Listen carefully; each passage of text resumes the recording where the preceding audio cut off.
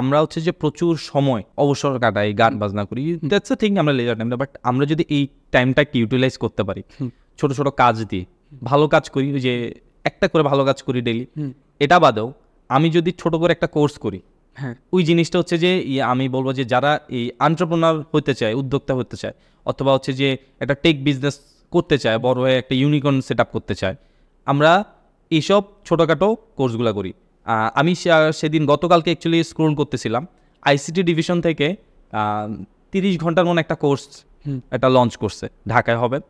So এইসব ছোট ছোট কোর্স, আইডিয়া প্রজেক্ট আছে, ICT division, start up Bangladesh, হ্যাঁ আমিও দিচ্ছি, এটা ফ্রি কোর্স একটা দিচ্ছে। এই কোর্সটা যদি আমি করতে পারি, আমার আইডিয়াটাকে, আমি অ্যাকচুয়ালি মাথায় আইডিয়া নিয়ে বসে রাখছি, মানে আমার আইডিয়াটা হচ্ছে যে খুব দারুণ, মানে এটা নিয়ে আমি সারা চিন্তা করতে করতে ঘুম আসতেছে না, মাথার চুল ছেড়ে ফেলতেছি, অনেক মানুষের সাথে আমার আইডিয়া, ভাই আইডিয়া দিয়ে কিচ্ছু হয় না, এক্সিকিউশনে যখন যাবে সেটা তো, এক্সিকিউশনে যাওয়ার আগে যাওয়ার আগেই আমার দুনিয়ার চিন্তা ভাবনা চলে আসে, এরকম কিছুই দরকার নেই। আইডিয়াটাকে অ্যাকচুয়ালি ভ্যালিডেশন করার জন্য আমার এইসব কোর্সগুলো বসে আছে। আর তাছাড়া চট্টগ্রাম বা বাংলাদেশে S2S venture, start up Chittagong, তারপর সে startup Khulna, startup বান্ধব, অনেক স্টার্ট আপ ইনকিউবেশনগুলো করতেছে।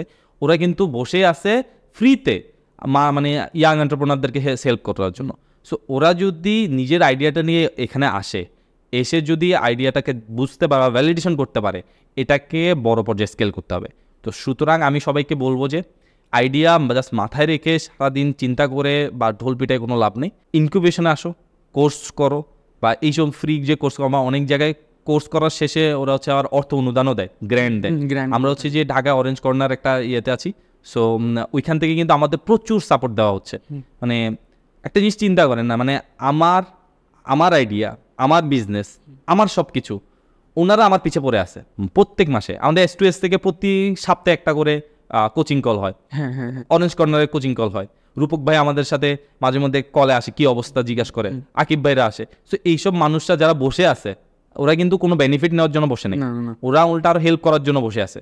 সো ইয়াং এন্টারপ্রেনারদেরকে এই একটা অ্যাডভাইস থাকবে যে আইডিয়া যদি থাকে, এইসব কোচিং কোর্সগুলোতে অ্যাটেন্ড করো, আইডিয়াকে ভ্যালিডেশন করো, স্টার্ট আপ করো, you can get successful.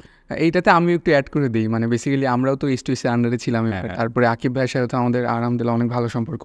So actually they are very humble, মানে তারা হচ্ছে যখন, মানে আমি যখনই তাদেরকে কোনো একটা সমস্যা নিয়ে গেছি, আমি যে মানে তারা হয়তো ওই টাইমে সলিউশন না দিতে পারলেও আমাকে পরে, মানে এমন হয় না যে আমি জিনিসটা ফিরে আসছি আর কি, আমার ইচ অ্যান্ড এভরি স্টেজে। এবং মানে আমার যেটা মনে হয় যে ওই যে আইডিয়া যখন আমরা মানে করতে যাচ্ছি, তখন কিন্তু একটা শেপ আপের একটা দরকার হয়। সো আমরা কিন্তু অনেক কিছু না বুঝে চলে যাই। যেমন আমি আপনার সাথে একটা জিনিস আমার খুব ভালো লাগলো, সেটা হচ্ছে কি যে আমরা কিন্তু লার্নিং ফেজটা সবসময় স্কিপ করতে চাই।